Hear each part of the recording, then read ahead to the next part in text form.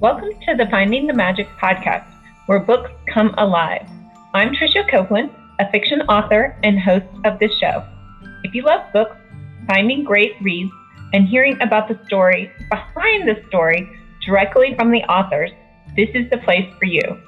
Whether you like fantasy, science fiction, dystopian, or romance titles, I think you'll find something to love in my playlist. Listen in to discover something magical about a book or two today.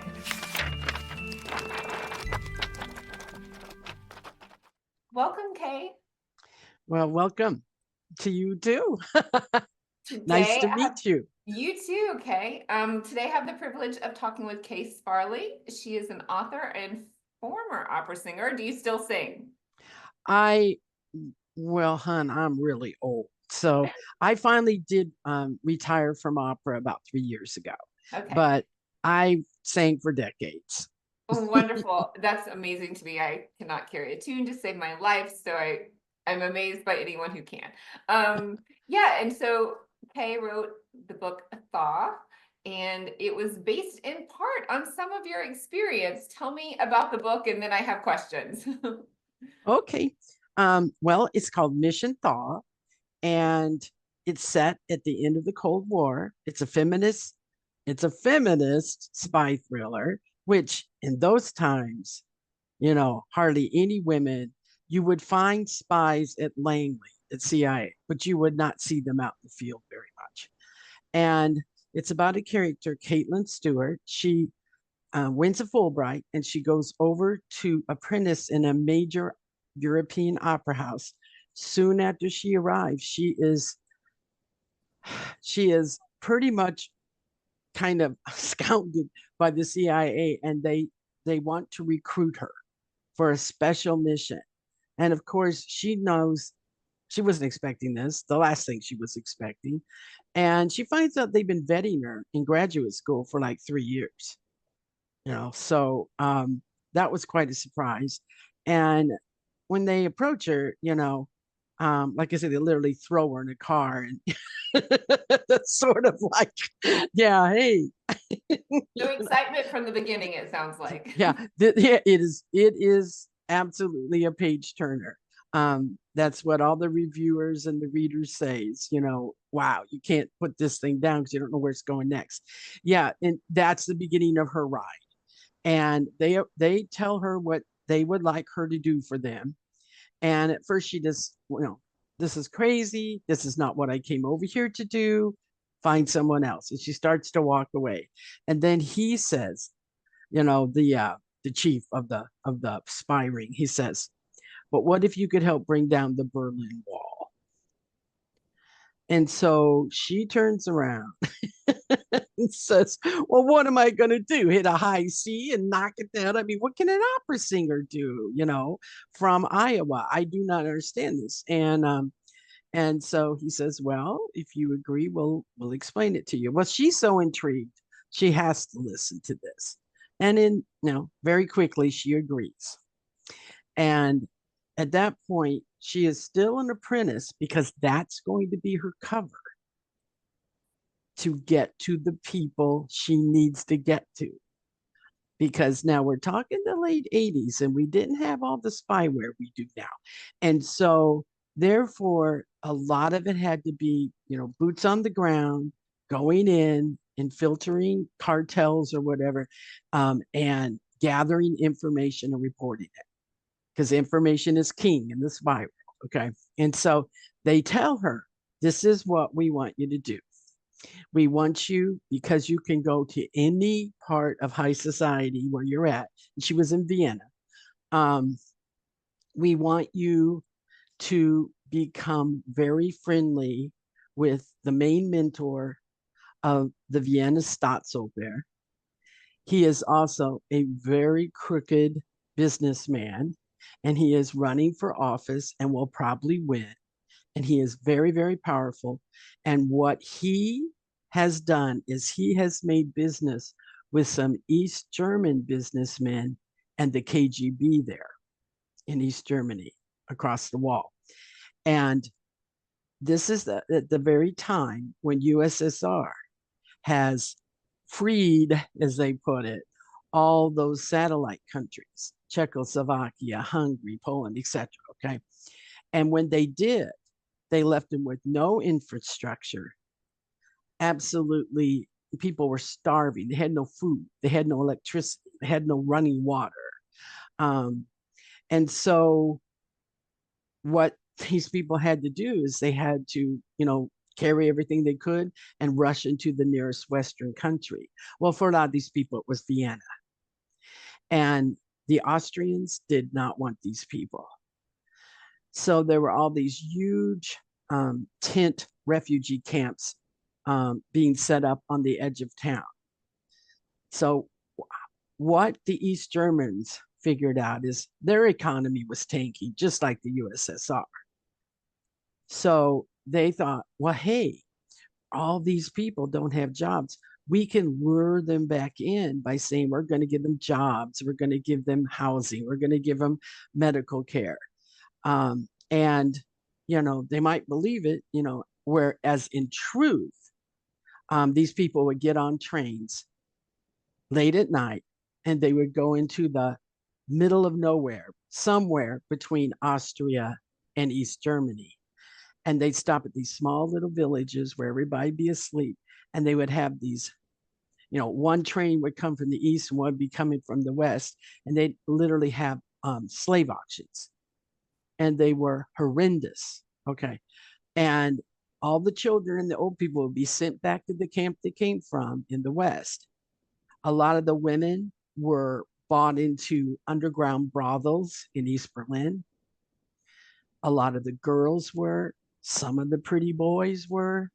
And of course, the other men and women that could work, once they got there, well, they'd split up their families. And then once they got there, what they would do is, it was just like the concentration camps. There was no way out. And if you tried, you were executed. Okay. So this is the way they decided they could keep going. So the mission that Kaitlyn is on is to stop that trafficking. And it's not just the CIA, but also there's a whole group of MI6 that are in on it too. And since she was vetted in the United States, but they don't have time to send her back for training, they decide to train her right there.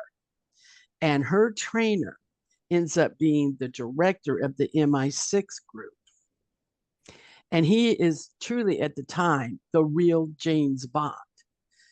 And I literally heard a phone call between him and Ian Fleming at that time. He used to call him all the time and say, okay, I'm writing my next novel. I'm thinking about this. What do you think it would work?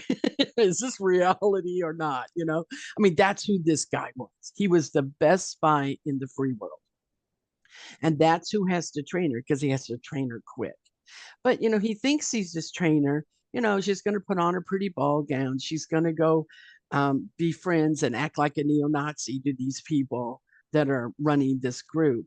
And then, just plant bugs all over their house and listen to, everything that they're saying at cocktail parties, etc. And then she'll come back and report. And that's what she does start with. But very soon, there's just so many plot twists that Kaitlyn just keeps getting more and more and more into this dangerous thing because of, a lot of the actions that the enemy does. And it's like the only one that can go in there is Kaitlyn, kind of thing. So she starts out as a pacifist and says, okay, if it would bring down the Berlin Wall, I'd do that for a couple of years and I'll come back and report what I'm learning, because we're trying to find out where these slave trades are going to be next. Because if we can find the proof, then we can prove it to UN, Geneva Convention, NATO, etc. Okay. And then we can stop it, right? That's the whole idea. All right. So Kaitlyn, she's like, well, I would do that because, information is king. By the end of the novel, Kaitlyn knows how and will shoot a machine gun. Okay.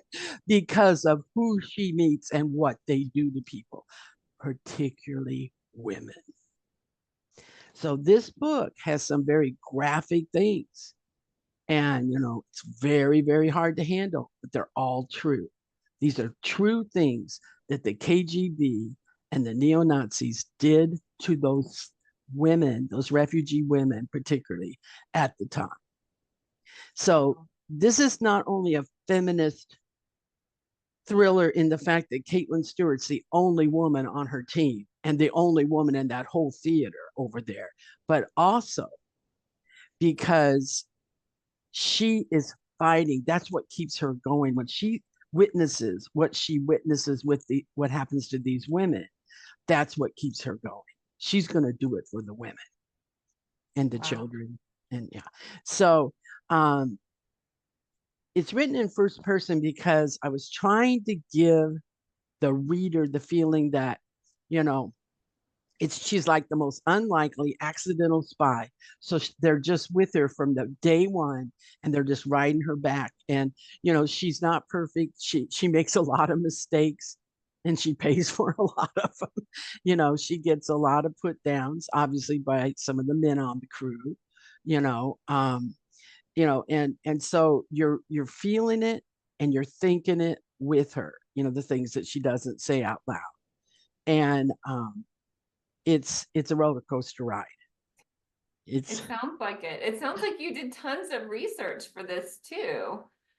Well, okay, so some of this is autobiographical.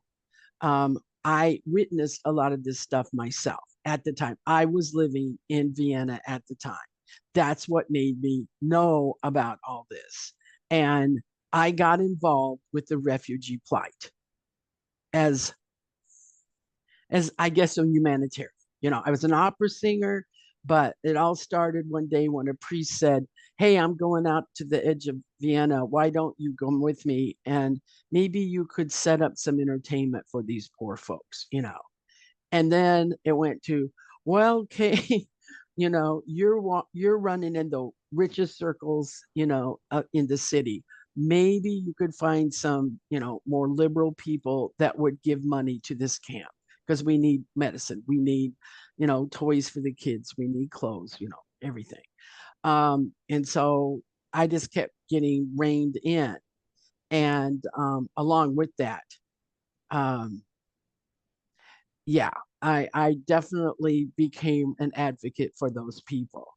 And again, particularly for the women.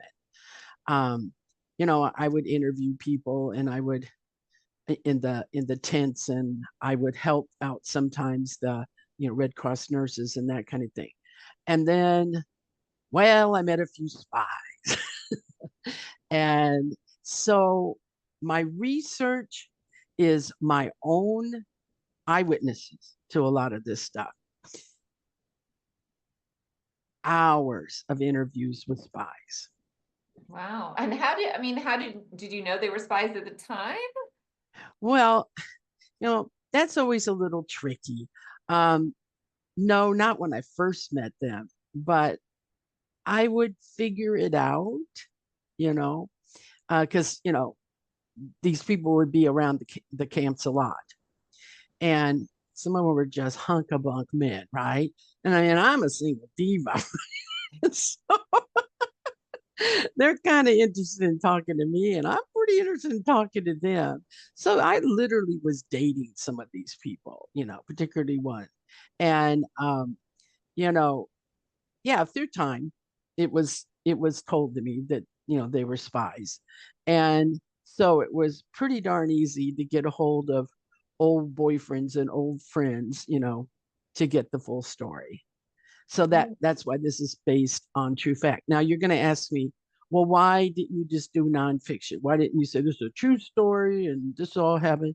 Well, because I'm protecting every one of the people involved, the good people. I don't care about the enemies, but I had to change their names too. I had a conversation, and intelligence decided it would be better for me to fictionalize. Yes, the statute of limitations has been lifted, but these people are still alive. And if the enemies aren't alive, their families are. And they're still continuing, what their ancestors did. So in that case, everybody gets protected.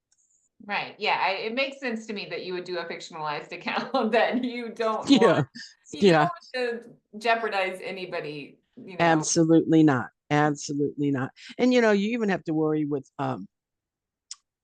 terrorists like that even if, let's say, the spy that really took them down is gone now, well, their family isn't. Maybe they have a son, a daughter, grandkids, so that's why you have to fictionalize. But this is almost verbatim truth. Wow. That's Yeah. amazing. It sounds like an amazing journey for you as well as like everyone you helped, I'm sure. Well, after that experience, I kind of became an opera singer slash volunteer, for NATO, for, Red Cross. And so, this is a series, and the next one that Kaitlyn runs into is the Bosnian War. So the Oh, first time she's working with human trafficking, and the International Labor Organization estimates that 21 million people are trafficked worldwide as we speak. That's in every country, every, here, every state, every city. I live in a very small college town in the upper Midwest. And 2 weeks ago, the front news of our little paper was 7 men were arrested for trafficking women in prostitution and underage girls. It's everywhere. Also, right north of me is a large reservation of Ojibwe. And that is a terrible problem they are having with young women just disappearing. yeah. I was just seeing about the girl in Oregon. I think she was a college graduate or something, but yeah, I mean, I think the New York Times just ran her story again. But she was a member of one of the indigenous tribes, so that's Mm-hmm. sad to hear. Yeah, and the problem is that the res police, aren't very effective off the res, and the FBI then has to take over, and it's it's a real mess. So I can see after the three true books of Kaitlyn Stewart, where she was here, during the end of the Cold War and when the Berlin Wall came down. Then she moves over to Prague and ends up in Bosnia, which that's ethnic cleansing. That's genocide she deals with there and massacres and, and then she decides it's too much for her. She goes back and says, because she always had an apartment in New York. So she's like, I'm going to live in New York. I'm just going to sing it stateside and, kind of forget all this stuff. And her friends are all a little younger than her and they're having families. They're like, hey, Kate, you had a really good degree in music ed, didn't you? And I'm like, yeah, my parents made me do that. And they said, well, we'd like to start a school, in Southern Manhattan and Long Island. And, I got to thinking about it. I just went through a divorce. And I was like, that might be a good way to kind of, not have to go all the time and live out of a suitcase, and just sing here and teach. And so we did it. And 1 year later, 9/11 happens. And so Kaitlyn is, oh, you know, she gets a call within minutes. She's back in the CIA. And so the third book is called Homefront. The second book is called Impromptu because she's with the Red Cross. And her sidekick this time is actually a priest that's went AWOL that she knew in the first book. And he knows this, this massacring is happening. And so he says he'll help the CIA. And so she's sort of looking after him. And when she figures this out, what is exactly going on, then she reports back to her chief and says, we got to go save this whole group of boys, they're coming for him. And we saw what they've already done. We've seen 10 massacres in 10 days. So, and he tells her, no, that's not your job. And so, all the Red Cross trucks and, the relief trucks are told to turn around. And Kaitlyn goes AWOL. She goes impromptu. And her and the priest, she grabs a couple machine guns from security and some helmets. And there's this big old truck, that they bring the rice and everything in. And they go, well, how would an officer know how to drive that truck? Well, she knows how to drive that truck because she's an Iowa farm girl. And she used to drive those kind of trucks to the elevator during harvest. And so she's like, well, it won't be real pretty, but I can get it to move. And so they take off on their own. Everybody else turns around and does what they're supposed to do. And, she tries to save those boys, or they try to save those boys. And, at the end, she gets punished for it really bad. But, she's even arrested, and they go, well, what did you do? She's like, well, I acted impromptu. So that's the name of the second book. Third book is Mission Homefront, because she literally lives in New York when it's attacked. So yeah. So Mission THAW is already out. Is Impromptu already out yet, or is it coming out? No, I am still writing it, because Mission THAW came out in August. And I do work full time, and so it's hard to be a writer. But it's about half finished, and so my goal is by August 15th to have the second book, ready to hand over. So yeah, and then I don't know exactly what the release date would be, but so it's not out yet. Just Mission THAW. Yeah, well, I can see like the compelling need to share this story. Did you ever think you'd write a novel? I mean, was that always in the back of your head, or you just thought, no, how did that happen?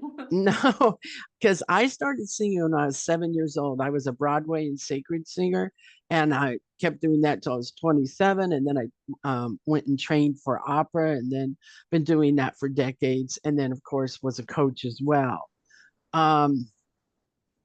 The reason this book exists is because I was suffering from PTSD from several things I mentioned that I lived through and saw. And I was not done a darn thing about it.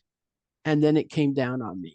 Took a while, but then I started having the nightmares and the panic attacks. And, I thought I was having a heart attack. Well, no, I wasn't, And so I was diagnosed with PTSD. And I was going to a therapist who's very, very famous for treating PTSD. And, we were doing music therapy, we're doing art therapy, aromatherapy, all these cool things. But he said, I think we need to do some writing therapy. Why don't you start writing your experiences, chronologically down in a journal? And then from time to time, he would read them. And he said, have you ever thought of writing a book about this? And I was like, no. When would I do that? I'm still an opera singer. I have a big studio, of students. And he said, well, think about it sometime, maybe when you retire or something. Well, so I don't know why, but it was alluring to me. And at that very moment, a personal tragedy happened to me where my mom was diagnosed with Lewy body Alzheimer's. And I brought her into my home because she was the dearest thing on earth to me. Okay. And so a lot of things got, put on the back burner because I was taking care of my mom. And she would retire early, and I would just decide the way I could escape best was to start writing this book. And so that's what I did. Now I'm going to admit, I had lived with a very famous writer. I won't say who it was, but this was so long ago that, I only knew about the writing world from that era. Now we're talking about when I was a graduate student. And so, I didn't really, unfortunately, look up a lot of stuff. Like, how do you write a novel? I just sat down, and a lot of folks get a giggle out of this, but I wrote a 90,000 word novel. over a spread of time. And then I thought, well, now I have to, close to Madison, there's lots of writers there. I'm going to contact some writers in this genre or near the genre, and I'm just going to have them read it and, pay them to read it and give comments. And, one of the first things that happened, and you'll probably laugh, is, I would meet with them and then I would just hand them over the whole book. And they'd be like, you wrote a whole book? I'm like, well, yeah, how would you know the story if I didn't write the whole book? They're like, that's usually not how things are done. And I laugh now when I think about that because every step of the way it's been like that. Okay. This is a book that should not be published. This should be to most people's, what they told me. This is a book that, people won't, when I would talk to agents, they would say, opera singer spy in the Cold War. Not gonna buy it. So it was kind of deflating because I was going to conferences and pitching and stuff, and I was getting that. And then at the same time, I was taking classes by then on how to craft a book and from a very good institution. And I even had one professor ask if he could co-author it with me. Now that tells me the story's good. Okay. And so sometimes, well, just like when I was getting started with opera, sometimes you got to believe in yourself. And with writers, you have to believe in your story.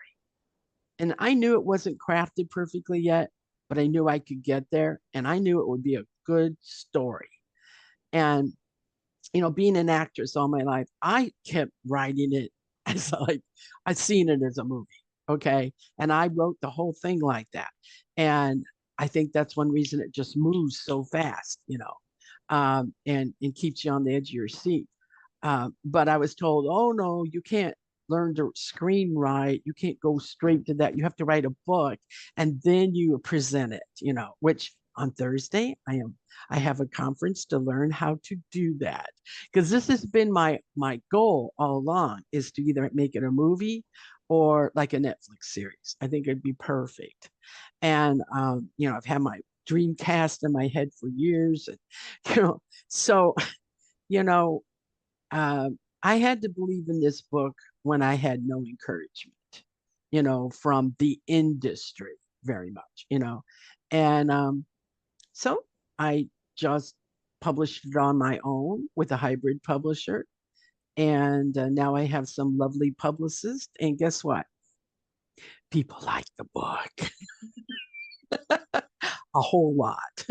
And that's both editorial reviewers and reader reviewers.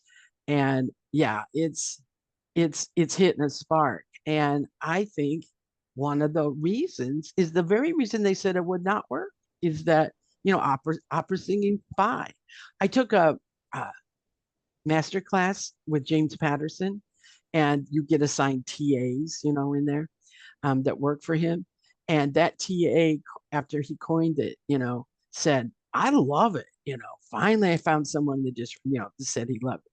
And he said, make sure you coin this phrase, opera singing warrior, Yeah. And so at some point, when she learns a lot, Clive Matthews, the MI6 guy, goes, my little opera singing warrior, because she just kicks it a lot of the time. And so that was really great that a friend of mine actually bought that master class for me.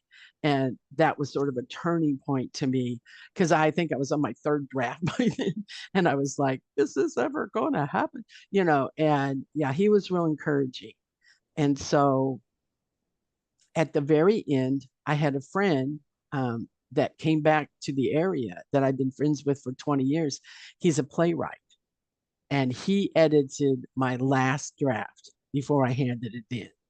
And boy, that really helped because he even made it go faster. I mean, he just, he took the fluff away. Let's put it that way. And it was action oriented. And so, I think I understand how to do that now because when he reads my drafts from the second book, he's like, oh, this is going to go a lot faster this time. You got it. So it's been quite a journey. But no, if someone had told me 15 years ago you would publish a novel, about, this this subject or any subject, I would have went, no, I don't think so, That's an amazing journey. It sounds similar to mine. I had an experience with anorexia as a young adult. And then when I had little kids, I was staying home with them. And then in the evenings, I started writing. I just started, and like much like you did, like it was a movie in my head, and I started writing it down and I fictionalized it. I did a first person account, fictionalized account of my Uh-huh. experience. But yeah, it sounds, and then I decided to take classes and find an editor and all of those Yeah. things. So yeah. You did have about the same journey I did, Right. Kudos, you yeah, know. kudos on your experience and following through and making it sing. So and making it sing. You like that? A little pun there. You Yeah, can do it that. sounds Yeah. we do puns in my family, so sorry. Oh, I love puns. I love jokes. Um, my first podcast was just a while back, I haven't been doing this very long at all. And I still don't know all the jargon, so I'm going to try to learn that now because I've been caught up in that a couple times. And so this fella says, right before, we start recording, he says, all right, we'll start with your elevator pitch. I'm sure you know what that is. I did not. All right. And so I've only pitched for like live conferences where you get at least, 5, 10 minutes. And so I thought, well, it shouldn't be that long. So I had something prepared. So I just went with it. And then the whole thing went and it went pretty well. He kept trying to get me to say I was Kaitlyn Stewart, and I wouldn't do that. And then, he kept saying, well, what about the people who are turned off by opera? How are you going to attract those people? And I'm like, sir, this book is not about opera. It's a spy thriller. But so anyway, we got through it. It's been my least favorite. I don't care to say it. It was. And then once we're off, he says, well, that was the longest elevator ride I ever had. And I was like, okay, could you tell me exactly what an elevator pitch is? And he's like, well, you're in an elevator with an agent and you have just the time that you get off to, pitch your book. I'm like, as if that would happen. I mean, although I did pitch to one person in Minneapolis on an escalator Oh, there because you go. That's very close. I had an appointment with her, but then her flight was whacked out and she had to get to Denver, the same place you are. And so she said, well, if you can just go with me. So I grabbed one of her bags, and the hotel had this long escalator. And then I went out the front with her, and she couldn't get a cab. Well, this opera singer could get a cab because I have a loud voice. So I got her a cab, put her in, and went, okay, thanks. But I guess that's as quick but that still wasn't as short as what he was speaking of. Right. And so I told him, well, didn't you know we were in the Burj Khalifa in Dubai? That's a long elevator. He should never try to wisecrack an opera singer because we have comebacks. So so anyway, it's been an experience, but I'm learning, and I feel blessed, with the reception I've gotten about the book, because you can imagine I don't consider myself a writer. Well, you are, and you are an author as well. So But so to hear people in the know, or even just lovely readers say the things they're saying, I'm almost flabbergasted, but very pleased. Yeah. well, Yeah. I don't usually read thrillers or spy novels, but I am moved to pick up your book, so I will do that. Thank you. I appreciate that. And like I say, it does get graphic in a few places, but it's very short. And if you don't like it, just skip over that. I'm not trying to send that. I just want people to know the gravity of these men and what they would do. Well, tell everyone where we can find you and your book. Well, I have a website, ksparlingbooks.com.